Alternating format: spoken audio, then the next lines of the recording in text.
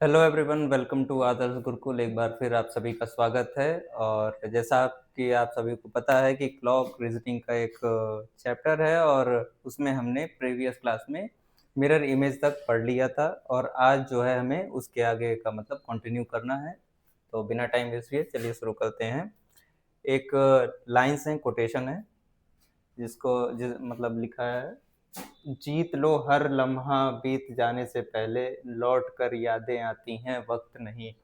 So without wasting time move to the questions about water image.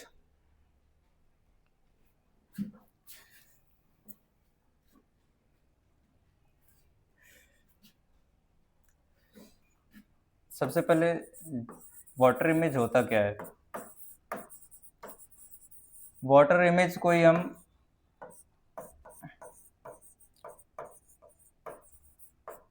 Horizontal से भी denote करते हैं। Horizontally क्यों? क्योंकि जब भी हमारा कोई भी क्लॉक होता है, अगर हम उसका वाटर इमेज देखें तो उसका शेड जो होगा, उसकी परछाई जो होगी क्या होगी, नीचे होगी, मतलब यहाँ पे।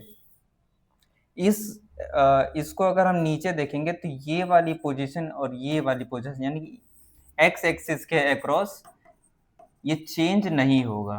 एक्स एक्सिस के अक्रॉस ये चेंज नहीं होगा और एक्स एक्सिस यानी हॉरिजॉन्टल, इसका चेंज नहीं हो रहा। इसीलिए कहीं कहीं क्वेश्चन में हमसे वाटर इमेज ना पूछ के हॉरिजॉन्टल इमेज या हॉरिजॉन्टल क्लॉक से भी पूछता है क्वेश्चन।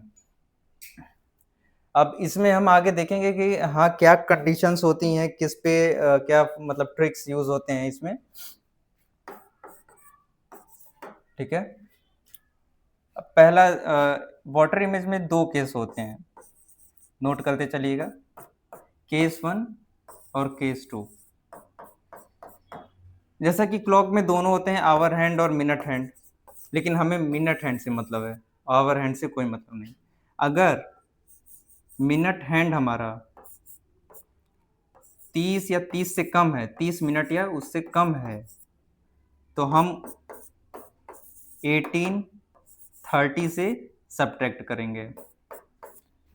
सेकेंड केस क्या बोलता है कि अगर मिनट हमारा कितना है, 30 से ज्यादा है, 30 से ज्यादा है, तो उस केस में हम क्या करेंगे, 1890 से सब्ट्रैक्ट करेंगे। बस ये दो केस हमें याद रखने हैं और इसी पे हम जितने भी क्वेश्चन आएंगे वो सब हमारे लग जाएंगे। तो इसको एक बार नोट कर लीजिए फॉर्मूला, फिर आगे बढ़ते हैं।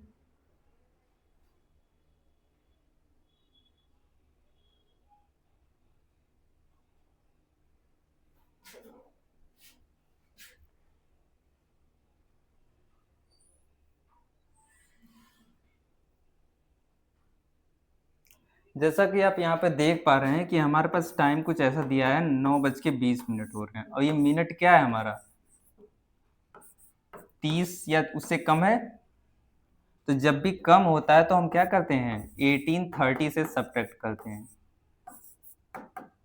अब इसको हमने सब्ट्रैक्ट किया, कितना है हमारा, ये 10 और ये हमारा 9, यानी कि इसका वाटर हमसे पूछा था, वाटर में पे इसका क्लॉक का कितना टाइम शो कर रहा है इस समय, 9:10।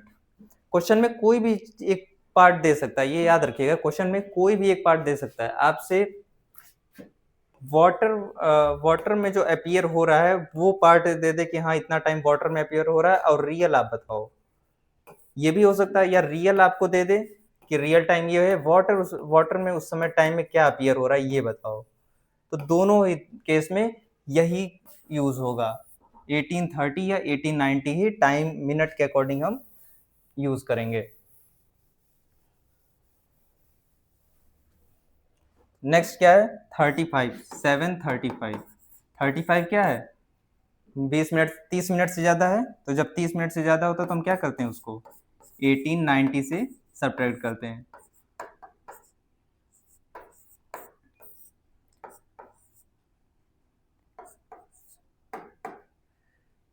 और यहाँ पे हमारा कितना है, 11:55। 11:55 हमारा क्या है, वाटर में अपीयर हो रहा होगा। जब रियल टाइम हमारा इतना था, ये हमारा रियल टाइम दिया था, और हमसे वाटर में पूछा था कितना टाइम हो रहा है इस समय। ठीक, आगे बढ़ते हैं। ये आपके लिए क्वेश्चन है, ट्राई करिएगा अभी, और फिर आंसर बताइए आपका कितना है। 10 सेकेंड है आपके पास। रीजनिंग का सवाल सिर्फ 10 सेकेंड, मात्र 10 सेकेंड। बनता है तो ठीक, नहीं तो आप आगे बढ़िए, क्योंकि इस पे टाइम वेस्ट करना मतलब बेवकूफ़ी। चलिए देखते हैं। हमारे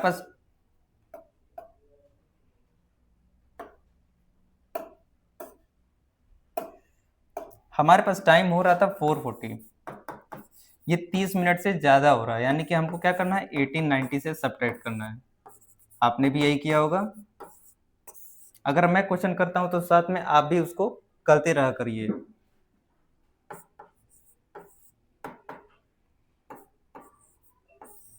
14:50 हो रहा है। वैसे ये देखा जाए तो ये 24 आवर्स के फॉर्मेट में है।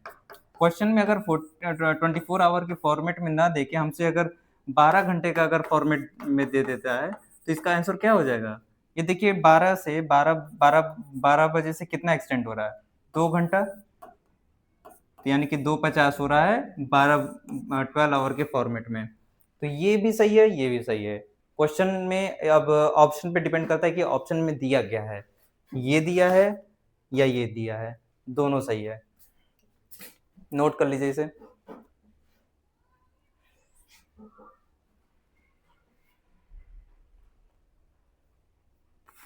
आगे बढ़ते हैं next type, problem based on faulty clock. Faulty clock मतलब क्या होता है? देखिए, फॉल्टी क्लॉक हम उस क्लॉक को बोलते हैं कि हमारे पास कोई क्लॉक है, ठीक। अब हमें नहीं पता कि वो वही टाइम शो हो रहा है उसमें जितने पे हमने सेट किया था, या उसमें बैटरी डाउन होने की वजह से वो थोड़ा स्लो हो गया हो, या रुक गया हो, या बंद हो गया हो, ठीक है। या कई बार हम अपनी ज़रूरत के हिसाब से क्लॉक को क्या करते हैं, फास्ट कर देते हैं या स्लो कर देते हैं, जो कि सिर्फ हमें पता होता है। तो अगर हमें क्वेश्चन में ऐसा दे दे कि हाँ ये इतना मिनट फास्ट हो गया है घड़ी, या इतना मिनट स्लो है, ठीक, तो वो सब फॉल्टी क्लॉक के दायरे में आते हैं, जो कि एग्जैक्ट टाइम शो नहीं करते हैं। वो सारे क्लॉक कैसे होते हैं, फॉल्टी क्लॉक। तो हमें इसमें ये करना है कि फॉल्टी क्लॉक का टाइम दिया हो रहता है, हमसे एक्चुअल टाइम पूछता है। अब इसमें का कॉन्सेप्ट क्या है?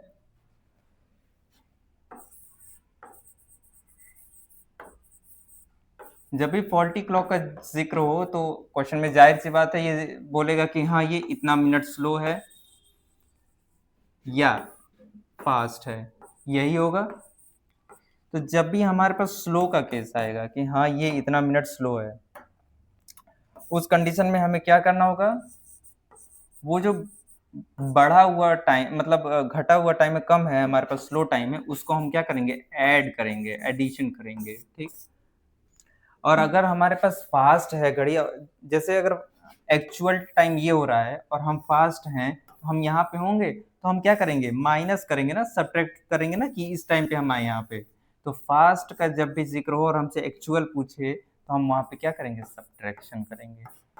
अब क्या सब्ट्रैक्ट करेंगे और क्या ऐड करेंगे, ये हम क्वेश्चन से देखते हैं। ओके, बस इतना याद रखिएगा कि कब हमें एडिशन करना है किसमें, और किसमें सब्ट्रैक्शन करना है।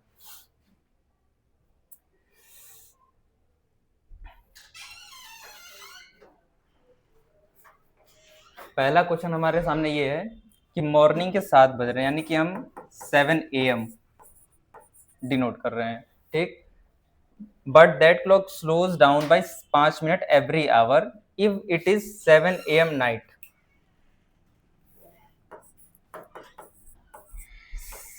7 नाइट का ना, 7 PM हो गया। अब AM है, सेम डे का चेंज है, पहली बात सेम डे है, ठीक है, 7 AM टू 7 PM। तो इसमें का डिफरेंस कितना होगा, 12 घंटे का डिफरेंस होगा इसमें, 12 घंटे का, 12 आवर्स डिफरेंस, ठीक। और 5 मिनट स्लो है, हमसे ये बोला है कि ये क्लॉक जो है 5 मिनट स्लो है, ठीक है।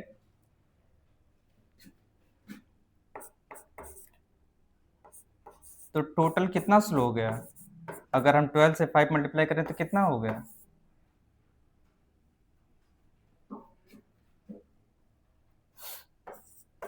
60 मिनट स्लो है।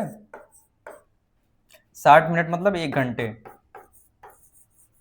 तो स्लो वाले का अगर ये हमारा टाइम है जिसमें स्लो है, स्लो वाले को हमने क्या कहा था कि एक्चुअल टाइम अगर पता करना हो तो उस टाइम में, इस टाइम में वो 1 घंटा ऐड कर दो। तो कितना हो गया हमारा? 8 AM। यही हमारा क्या हो गया? एक्चुअल टाइम हो रहा होगा। नोट कर लीजिए इसे।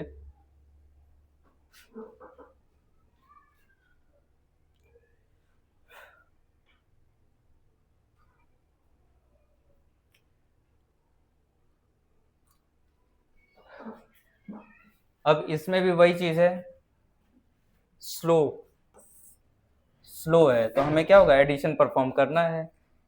मॉर्निंग का टाइम हो रहा है, 8 AM हो रहा है। कब तक करना है? 9 PM तक का, सेम डे है। 8 AM से 8 PM 12 घंटे, और 8 PM से 9 PM 1 घंटा, यानी कि इसमें डिफरेंस कितने का है?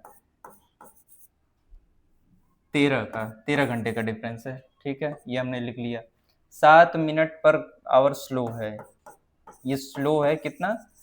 7 मिनट, यानी कि टोटल कितना हो गया स्लो? 13 × 7, 91 मिनट। 91 मिनट को हम कितना लिख सकते हैं अगर हमको आवर के टर्म्स में लिखना हो? 1 घंटा और 30 मिनट, क्योंकि 60 मिनट का हमारे पास 1 घंटा होता है, तो 60 मिनट अगर इसमें से निकाल दे तो 31 मिनट बचेगा, यानी कि 1 घंटा और 31 मिनट स्लो है। तो जितना भी स्लो रहता है उसको हम क्या करते हैं? इस टाइम से जो फॉल्टी क्लॉक में टाइम हो रहा है उससे क्या करते हैं? ऐड कर देते हैं। अब इसमें अगर 8 AM में 1 घंटा 31 मिनट ऐड कर देंगे तो कितना हो गया? 819 हो गया। इसमें अगर हम 8 AM में ऐड कर दें तो कितना हो गया? 9:31 और मॉर्निंग के हो रहे हैं। यही हमारा क्या हो गया? एक्चुअल टाइम, जो कि करेक्ट टाइम।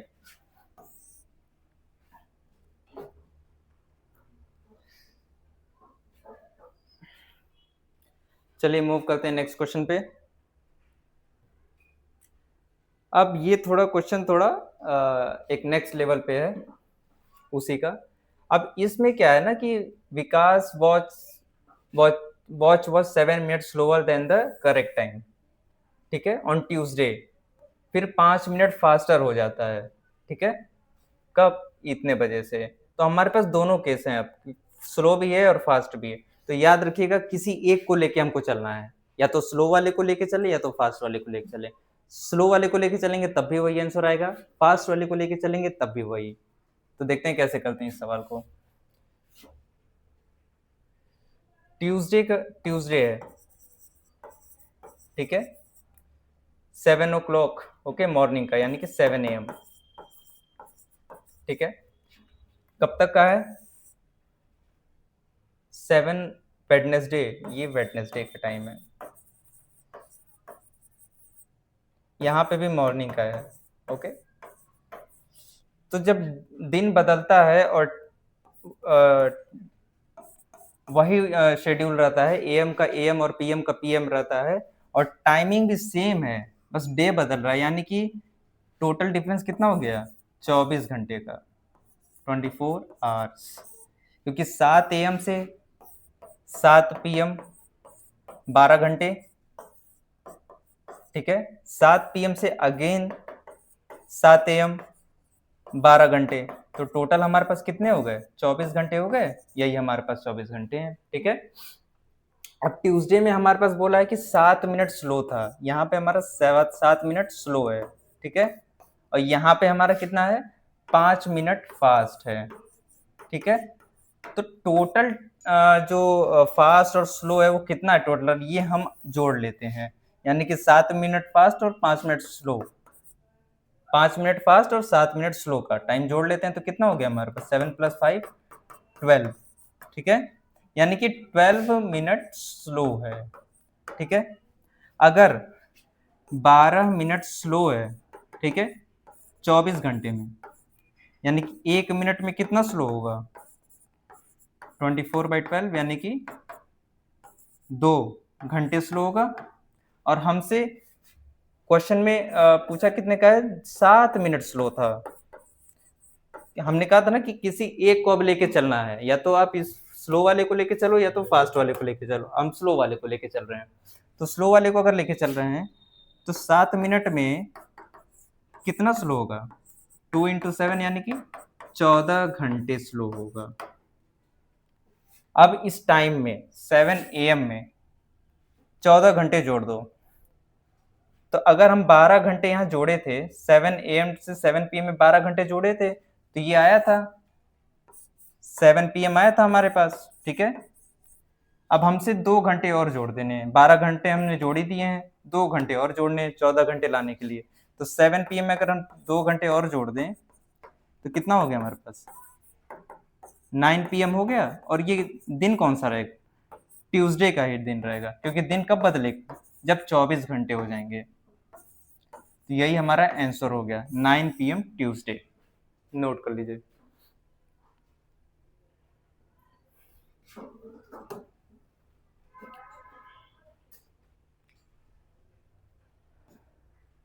ये आपके लिए है, ट्राई करिएगा, ओके।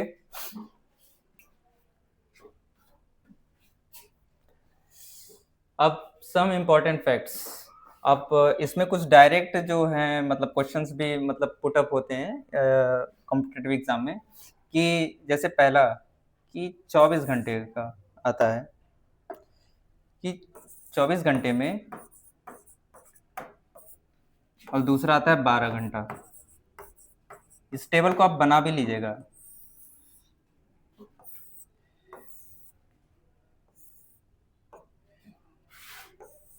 कितने बार आवर हैंड और मिनट हैंड ओवरलैप करता है, पहला ही आता है कि कितने बार मिनट हैंड और आवर हैंड ओवरलैप करता है। ओवरलैप करने मतलब उनके बीच का एंगल कितना होता है 0 डिग्री। ऐसे ये हमारा मिनट हैंड और ये हमारा आवर हैंड दोनों एक हो और उनके बीच का एंगल कितना हो 0 हो। दूसरा हमारे पास है, पूछता है कि कितने बार उनके बीच स्ट्रेट लाइन हो, क्या हो स्ट्रेट लाइन हो या 180 डिग्री हो, मतलब कुछ ऐसा। ये हमारे पास क्लॉक है, ये मिनट हैंड और आवर हैंड इनके बीच का एंगल कितना हो 180 हो। तीसरा हमारे पास पूछता है राइट एंगल हो जिसको हम 90 डिग्री भी बोलते हैं। तो 24 घंटे में याद रखिएगा कि 0 और 180 हमारे पास 22 बार बनते हैं, ठीक, और 90 डिग्री 44 टाइम्स। अब इसी का हाफ कर दीजिए, क्योंकि 24 का हाफ कितना होता है 12 घंटे। तो ऐसे ही 0 डिग्री में 22 का आधा यानी कि 11 और 44 का आधा 22। तो ये डायरेक्ट पूछता है क्वेश्चन कि कितने होते हैं, कितने बार कितने टाइम्स जो है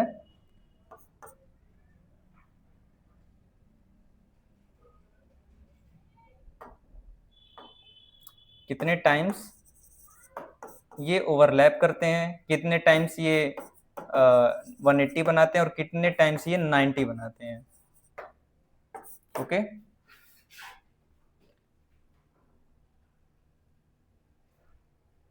तो ये था आज के लिए।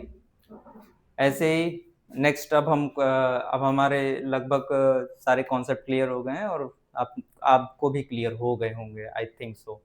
तो अगले क्लास में हम 50 क्वेश्चंस या जैसा भी हो 30 क्वेश्चंस का एक रिवीजन क्लास रखेंगे, ओके।